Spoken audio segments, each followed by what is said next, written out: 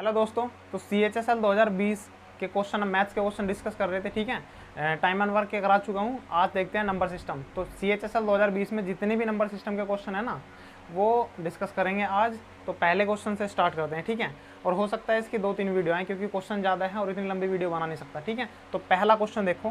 पहला क्वेश्चन क्या कह रहा है कि 8, 15, 16, 21 और 5 से पूर्णतः विभाजित होने वाली 5 अंकों की सबसे बड़ी संख्या कौन सी होगी। ठीक है, 8, 15, 16, 21 और 5। ठीक है, इन सभी से विभाजित होने वाली सबसे बड़ी 5 अंकों की संख्या कौन सी होगी।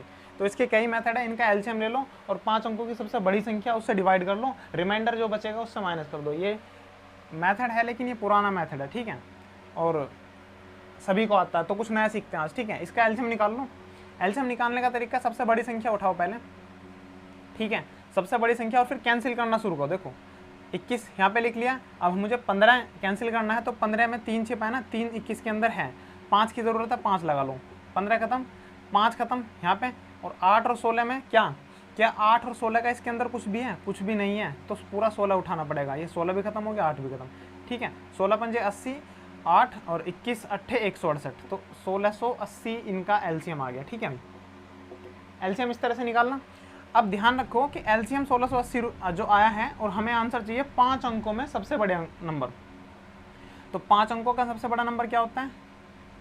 यही होगा। तो इसके अप्रोक्सीमेशन, मतलब इसके आसपास कोई नंबर बनाओ 1680 से। ठीक है, तो साफ साफ पता चल रहा है, इसको ध्यान में रखो। अगर देखो 16 से कम 96 होता है ना, मतलब 96,000 के लगभग पहुंच जाओगे अगर तुम इसकी मल्टीप्लाई कर दोगे 60 से। ठीक है, 5 अंकों की बनानी है ना, तो जैसे इसमें मल्टीप्लाई करोगे तो 2 0 तो आया, और 6 अट्ठे 48, 4 कैरी, 16 से कम 96, 96 और 4 100। ठीक है भाई, तो ये 1,08,000 बना। ठीक है, लेकिन 99,000 के तो अप्रोक्सीमेटली है, तो अब हमें चाहिए 5 अंकों का, लेकिन ये बन गया 6 अंकों का। तो एक बार ध्यान दो, ये जो 1680 है ना एलसीएम, एक बार इसमें से माइनस कर दो बस, क्योंकि 99,000 के लगभग मिलेगा ये 2, और 7 में से 1 और 99, मतलब 100 में से 1 गया 99। ठीक है भाई, ये मिल गया। अब ध्यान दो कि 5 अंकों का सबसे बड़ा नंबर यही होगा। कौन सा ऑप्शन है? ऑप्शन है सेकंड ऑप्शन, 99,120 मिल गया ना। तो बड़ा ही सिंपल है, एलसीएम लो और एलसीएम से उस नंबर को बनाने की कोशिश करो उसके आसपास। ठीक है, अपने आप आंसर मिल गया, समझ में आ गया होगा। एलसीएम लिया, उससे 60 की मल्टीप्लाई की 5 अंकों का नंबर बनाने के लिए। ठीक है, और एक बार उसमें से माइनस कर दिया क्योंकि हमें 5 अंकों का बनाना है। ठीक है, अगला क्वेश्चन देख। ये नंबर आपके सामने लिखा हुआ है, वो बोल रहा है कि ये नंबर 11 से विभाजित है, तो k प्लस m का अधिकतम मान क्या होगा। ठीक है, तो k प्लस m की पहले संभावित वैल्यू तो देख लो। 11 का डिविजिबिलिटी रूल मैं बता चुका हूँ, सम और विषम अंक देखने हैं। ठीक है भाई, सम और विषम अंक। गलत कर दिया क्या कुछ? 3 m और 2, फिर यहाँ पे 3 जाएगा। अच्छा, ये गलत कर दिया। ठीक है, यहाँ पे देखो K1 8। ठीक है, 4 3 m 1। चलो सम और विषम जोड़ो। पहले देखो 5 K 6 और 8, 8 से 14, 14 प्लस K। ठीक है, और इनका डिफरेंस देखना है। 4 3 7, 7 m, 7 और 2 9, 9 प्लस m। ठीक है, मैंने बताया था सम और विषम पदों का योगफल करो, और उनका अंतर जो है या तो वो 0 होना चाहिए या फिर 11 से डिविजिबल होना चाहिए। ठीक है भाई, तो अब एक बात बताओ कि अगर तुम क्या रखोगे, अगर तुम k बराबर 0 रख लो यहाँ पे, तो m बराबर क्या रखना पड़ेगा 0 बनाने के लिए। अगर k बराबर 0 रखोगे तो यहाँ पे 14 बना, यहाँ पे 14 बनाने के लिए m बराबर क्या रखना पड़ेगा, 5 रखना पड़ेगा, 14 बन गया। इस वैल्यू के लिए 14 माइनस 14 0 हो गया। ठीक है, 11 का डिविजिबिलिटी रूल है। अब देखिए, अब आगे क्या बोल रहा है, हमें देखना क्या है, हमें वैल्यू रखनी है सबसे बड़ी। तो मैक्सिमम पॉसिबल वैल्यू क्या होगी? देखिए m बराबर 5 है तो k बराबर 1, अगर ये 6 होगा तो ये 1 होगा, 7 होगा तो ये 2 होगा, 8 होगा तो कितना होगा 3 होगा, और जैसे ही हम इसे 9 रखेंगे तो ये कितना होना चाहिए 4। ठीक है, तो एक मैक्सिमम वैल्यू मिली, क्योंकि हमें k प्लस m क्या रखना है, मैक्सिमम रखना है।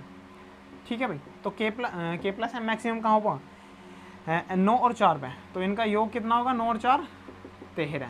आंसर क्या होगा इसका 13 मैक्सिमम वैल्यू। ठीक है, चलो भाई नेक्स्ट क्वेश्चन देखो। 2 की पावर 24 माइनस 1, इसको हम डिवाइड कर रहे हैं 7 से, तो हमें क्या बताना है, रिमाइंडर बताना है। ठीक है, रिमाइंडर बताना है, तो शेषफल प्रमेय।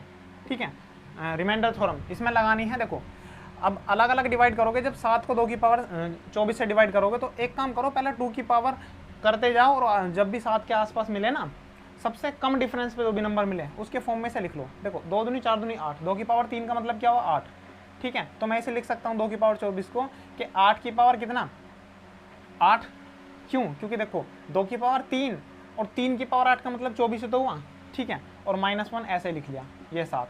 अब इधर देखो ध्यान से, करना क्या है, अब 8 को जब 7 से डिवाइड करोगे तो रिमाइंडर 1, जितना रिमाइंडर बचेगा उसकी पावर चढ़ा दो, और यहाँ पे 1 को 7 से डिवाइड करोगे तो 1, ये रिमाइंडर लिख रहा हूँ मैं, ठीक है। 1 की पावर कितनी भी कर लो 1 ही मिलेगा, और यहाँ पे 1, तो रिमाइंडर कितना मिला 0।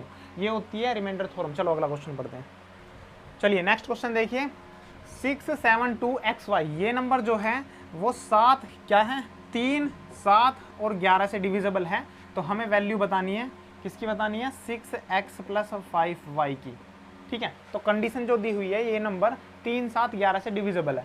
तो इन तीनों का ले लो एलसीएम। एलसीएम क्या, जब ये को प्राइम नंबर है तो इनकी मल्टीप्लाई कर दो। जैसे मल्टीप्लाई करोगे 7 या 21, 21 की गुणा 11 में करोगे 21 दाम 210 और जोड़ोगे एक और तो 231 बैठेगा, ठीक है। तो एलसीएम हो गया 231। अब देखिए फिर वही बात, इस एलसीएम के थ्रू ना हम ये नंबर बनाने की कोशिश करेंगे। देखो सबसे पहले 5 अंक हैं तो इसके कर लो तुम 5 अंक, ठीक है। ठीक है भाई, 200 की गुणा करके हमने कर लिया 231, 2 5 अंक बन गए। अब 67,000 के अप्रोक्सीमेटली ले जाओ इसे, किससे गुणा करोगे 3 से कर लो, 23 3 69 होता है। तो कितना बना 0 0 3 3 3 9 और 3 दूनी 6, 59,000 बन गया, 69,000 रुपये, ठीक है। अब क्या करोगे, अब इसके 67 लाना है और 59 यहाँ पे है, तो क्या माइनस करोगे।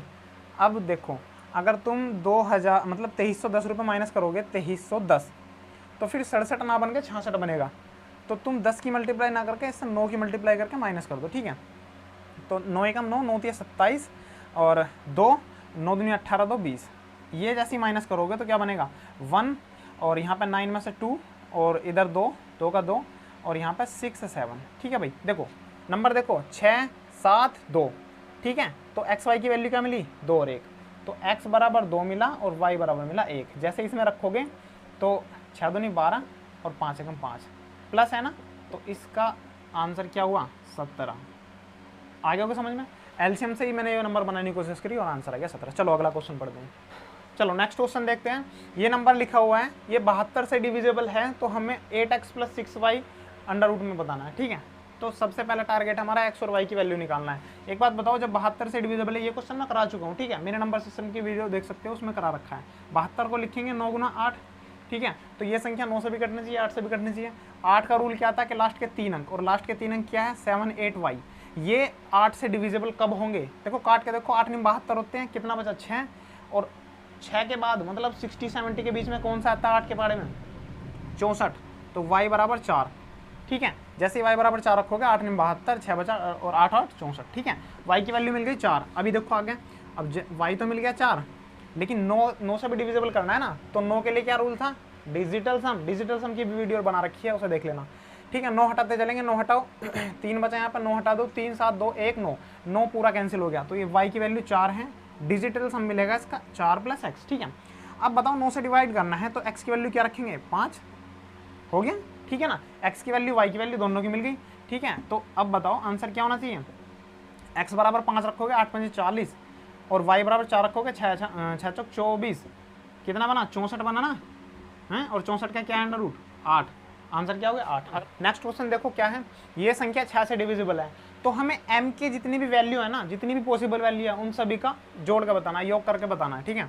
तो m की पॉसिबल वैल्यू देखते हैं कितनी बनती है। देखिए 6 का मतलब क्या 3 × 2, जो संख्या 6 से कटेगी वो 3 से भी कटनी चाहिए, 2 से भी कटनी चाहिए, ठीक है। 2 का रूल क्या था कि m क्या होगा, या तो 0 होगा या फिर एक सम संख्या होगी, ठीक है ना भाई। तो सबसे पहले तो काम करो 3 का रूल लगाओ। 3 का रूल क्या था कि डिजिटल सम उसका 9 होना चाहिए या फिर 3 से डिविजिबल होना चाहिए। डिजिटल सम लगा दो इसका, इसमें से एक हटा दो, 6 बचा, 6 से 12, 12 का 3 हो गया, 3 2 5, 5 और 3 8, ठीक है। तो 8 + 2m, ये डिजिटल सम हो गया। अब एक बात बताओ, अभी जब 2 से हमें डिवाइड करना है तो m की वैल्यू क्या होनी चाहिए, एक सम संख्या होनी चाहिए, ठीक है, इवन नंबर होना चाहिए, ठीक है भाई। तो अब m की जगह इवन नंबर रखते चले जाओ और m की पॉसिबल वैल्यू देखो क्या मिलेगी।